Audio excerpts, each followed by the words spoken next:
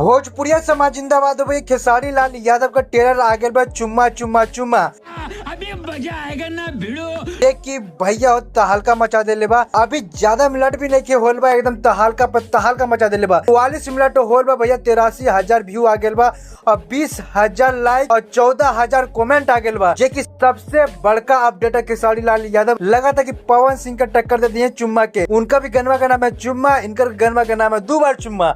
जे की भैया हो लगातार एकदम मजा ले रहे बाड़े खेसारी लाल यादव। अरे बाप रे, ये तो धोती खोल रहा है।